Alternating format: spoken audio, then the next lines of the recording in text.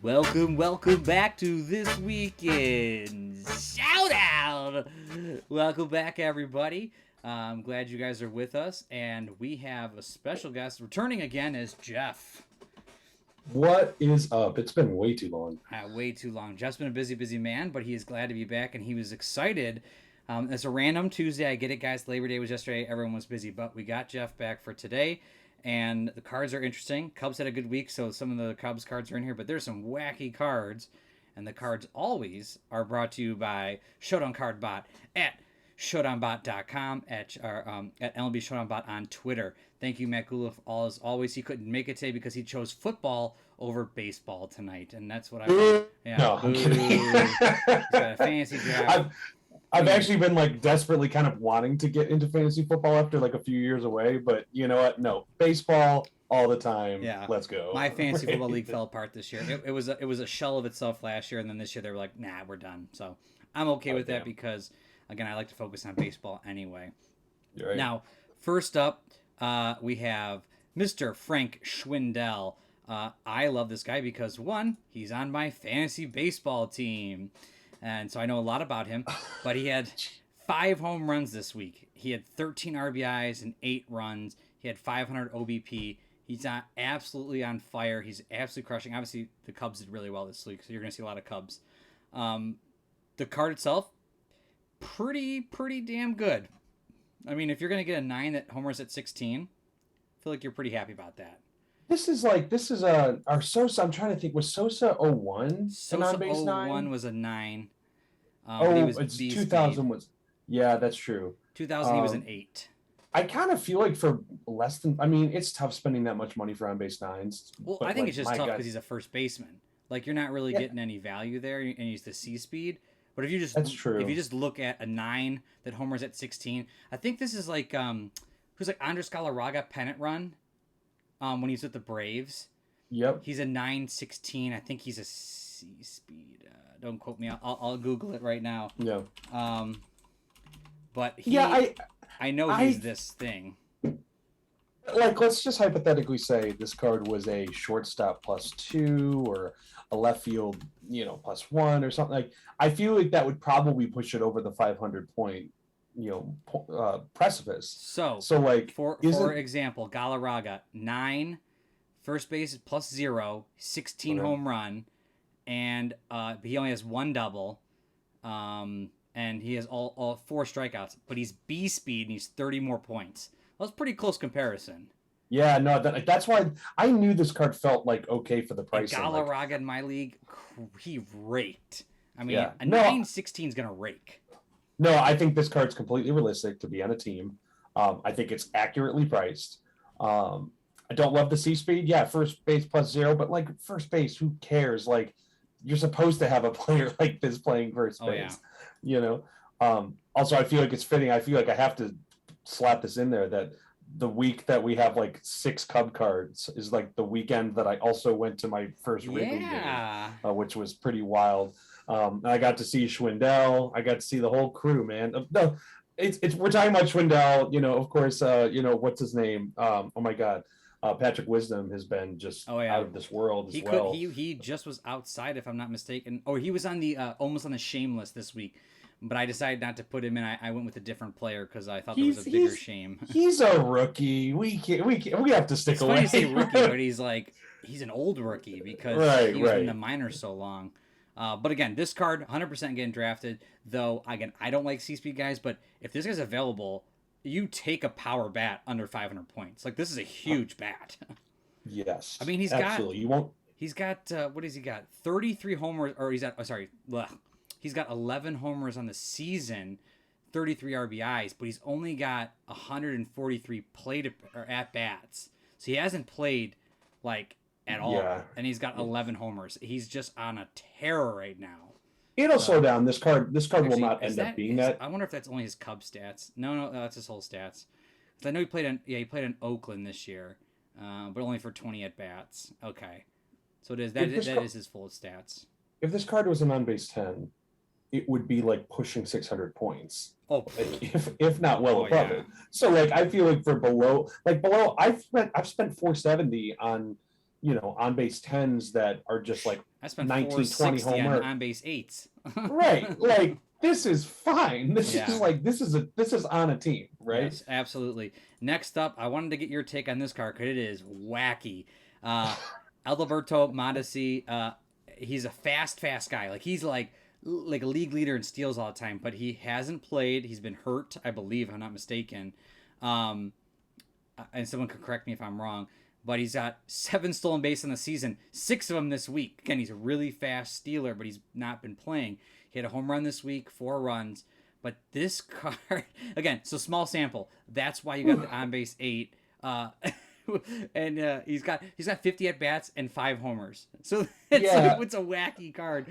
But besides the wackiness of a small sample, look at this: no walks, no singles, only single pluses, doubles, and homers. It's absolutely incredible, and I kind of almost want, like, if this were a draftable card, like. It's going to be in our blind draft. Do you have 600 by the end of the time? You're like, you know what? Let's go. It's just weird to see him as a C speed because right. No, I was going to say the same thing. If he was, I think Angula's in his formula, I think you get like it's 30 points for a C, like 45 for a B, and then 60 for an A. So I think if he were a speed, I think he would be like roughly 590, 600. I think. 1,000% drafted a card like this. Right, dude. Like, the C speed makes it hard here. Like, it does. Single plus C speed makes absolutely no sense. But it is like funny. He doubles at 7. Who cares, right? Like, this is a funny card. Again, super small sample. This card's like not a regular staple for a season draft, but in a goofy small sample size, it's weird to see this in week 22 because people are coming back from injuries and such. But yep. Wacky. Especially for how fast he is, to see him as a C speed. I'm sure that will change by the end of the season, but just a wacky incredible card. Absolutely incredible. So next up, my boy on my fantasy team as well, Marcus Semien, and just a monster of a card. So now we're going to the 8 on base, a little bit lower than what we talked about with Schwendell, but now you got +4 second base or +4 shortstop. Same basic power here, actually a little bit more on the double end. And but he's 8, but he's less points. But Semien has been killing it. He had 5 home runs this week, 5 runs. So he didn't score himself, but 10 RBIs. But just so you know, he actually hit another home run tonight. So he's gonna have 6, in the past basically week. He's on an absolute tear right now, and this card is super draftable. Super draftable. No, I mean, they're like, Jays are making like a push, an absolute push, and I hope they can make it desperately. But no, I mean, we're now like, it's funny. I've kind of shown up in spurts towards the end, but like, we are now definitely getting into the world of these cards are solidifying. We're going to see kind of what they end up being, and definitely how they end up being draftable. And like, I think Semien is like actually ending up with perhaps like a first round, maybe pushing second round card. Yeah, I'm thinking second round, but I think he's going to stay on base 8. He's got too much at bats this season. He's not going to fluctuate too much here. I mean, great if he gets to a 9 and he'd be unstoppable. But he's got 37 home runs this season. He's killing it. It. The Blue Jays alone are just being ridiculous. I mean, I'm with you. I hope they can sneak in there, but no, me too. At least, like, I mean, I don't think the Yankees would drop. I mean, maybe, but they got to sneak in at the wild card instead of the Red Sox. That's the only way. I was going to say, I think the Jays can take the Red Sox out of it. The Red Sox are a much worse team than deserve to be there. But yeah, I would, especially since the Jays are trying, got Barrios and all that. I just want to see it happen so desperately. I agree. Next up, another Cubs player, Ian Happ. He's got a weird sample here. He's got the outfield +1, but the second base +2. Pretty crappy card in general with the 6 on base, but he had 3 home runs this week, 7 RBIs, including a stolen base. So he makes it this week, bumping up his card to this. A ton of walks and a weird amount of power. But what's interesting here is it's actually not that expensive for this 6. But I would still avoid it if I could. Yeah, it's funny. When I was in the Cubs team shop, I was kind of like joking with you guys, like whose jersey are they selling now? Like Frank, Mr. everyone's Schwendell. go. No, there was definitely no wisdom yet, and like no Schwendell. Like maybe there was a wisdom one, but like it was pretty much just like Contreras and Happ. That makes sense. Contreras is a big name.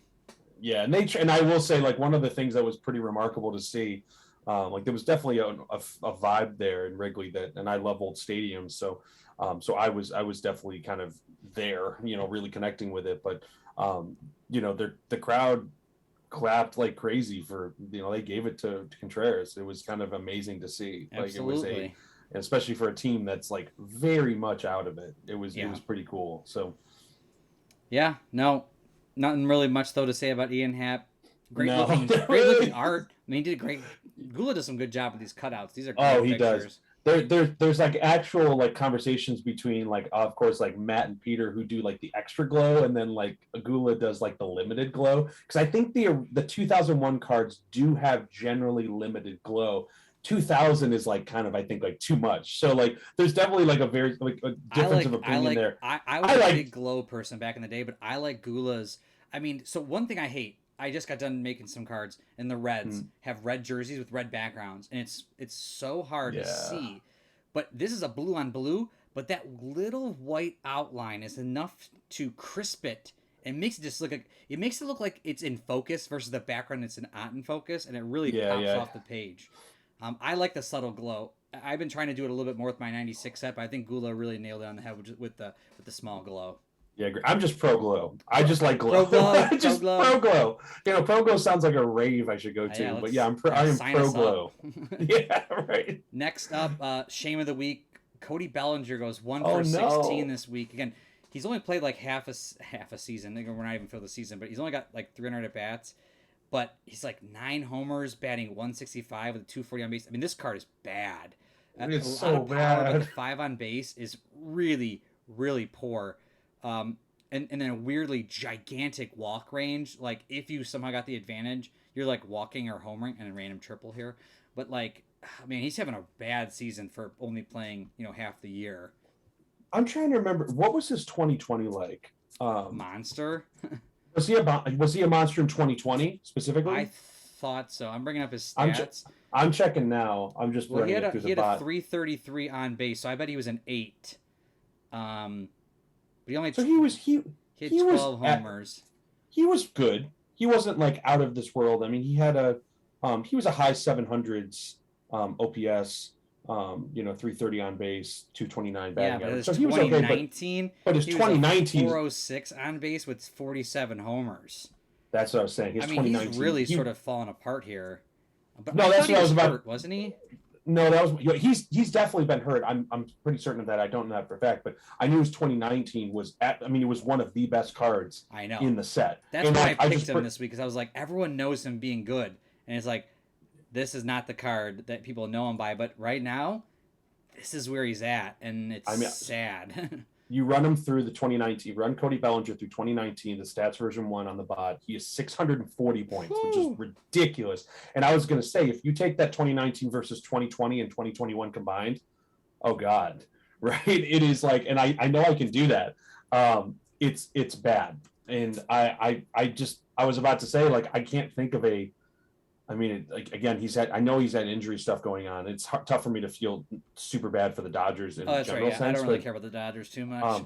But his combined 2020-2021 card is 70 points. I just ran it. That's atrocious. Yeah. So something's wrong. They need to fix something. Yeah.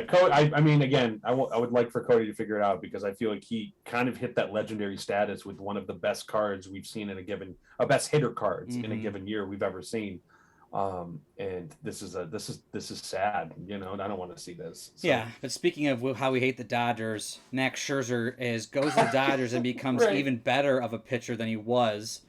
I don't know how that's possible, because he was already dominant as the Nationals, but this week alone, he has 14 innings with 22 strikeouts, no earned runs, 1 win, though he's basically had allowed like 3 earned runs in his last 5 starts. His ERA is now 2.28. He is a tier 1 pitcher. but he's a 6 IP. And this is what me and Matt were talking about a lot is can you get to that? I mean, 7 IP, super rare. I think that's going to be like Zach Wheeler and one other person.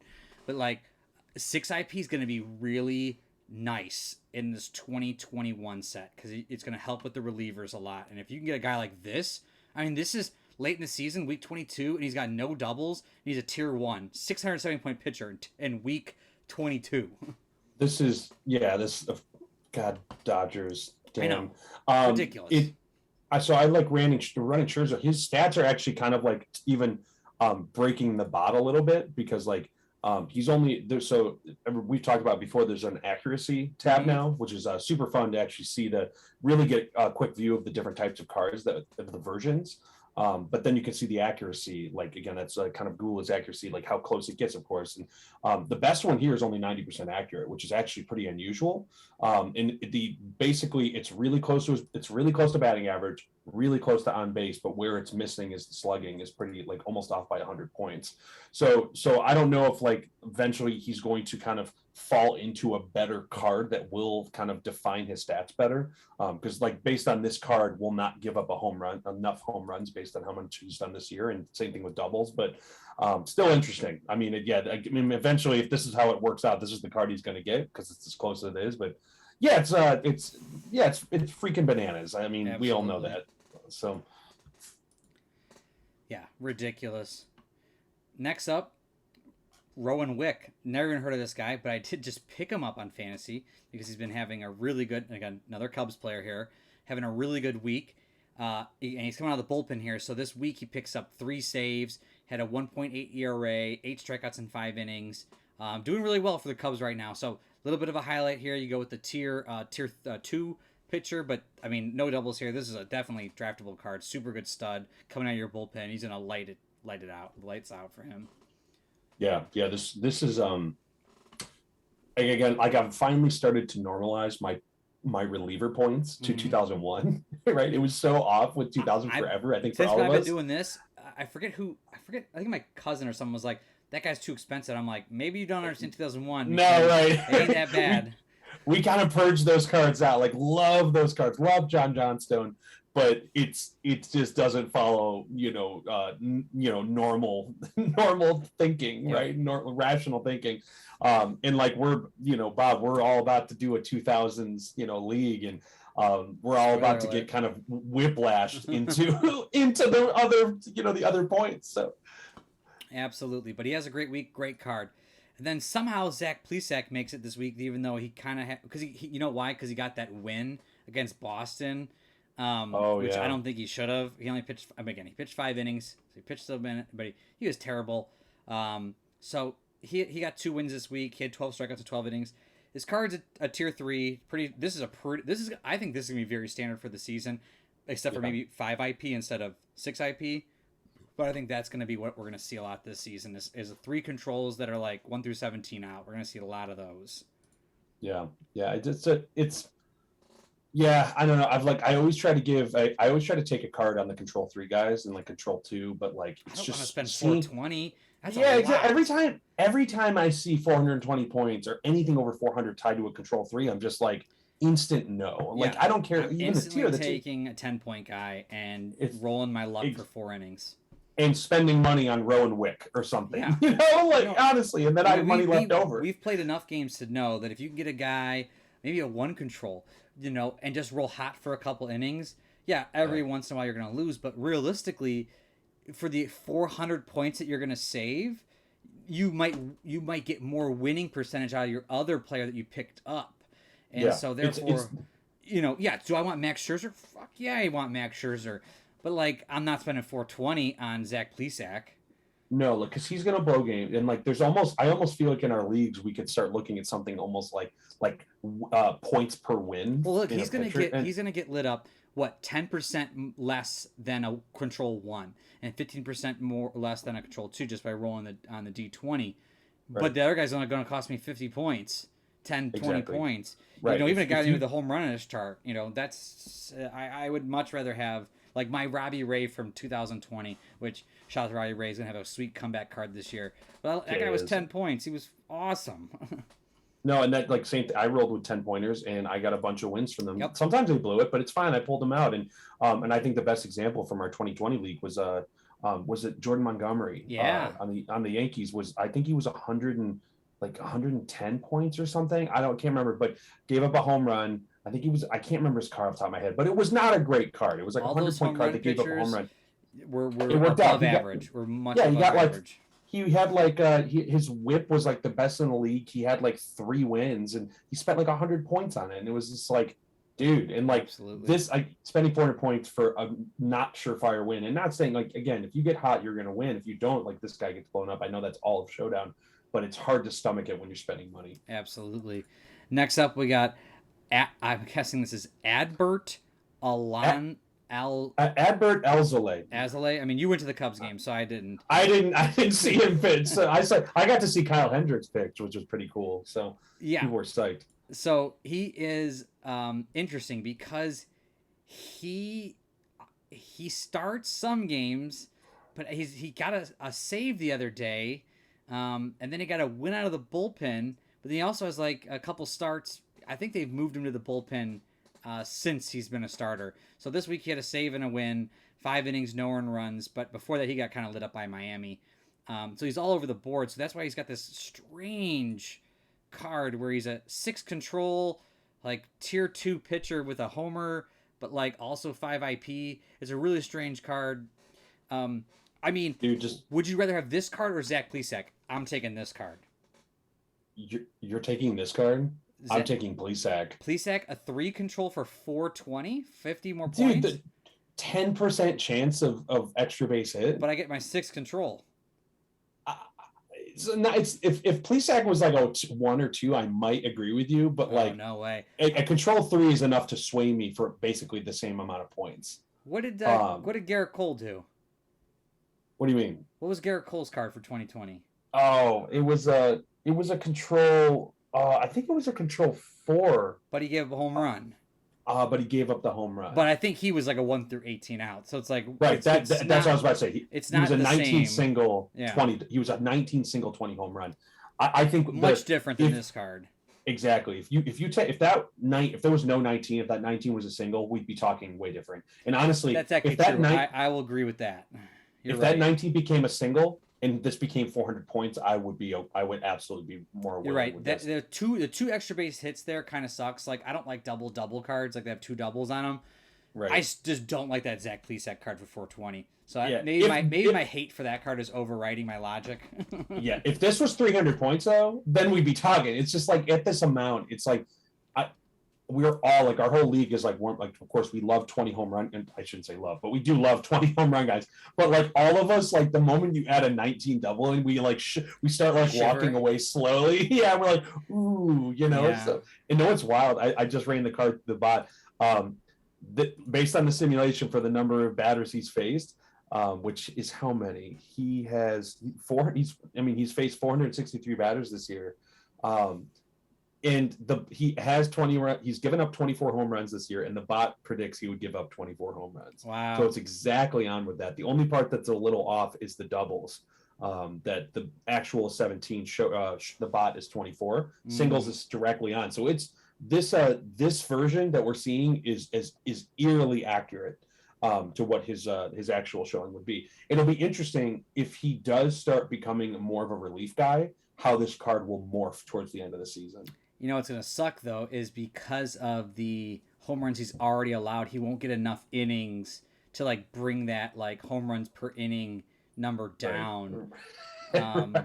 So it's a lot of home runs. But if he gives up less doubles, maybe that like you said, maybe that slides a little bit, and then we'll see what he ends up being. He could, in theory, have potentially still hit a home run, but no double. Yeah, which would be a lot better off. Much different card, right? So next up, the hot Giants. Do you take Cueto here, who's a tier 4, 2 control?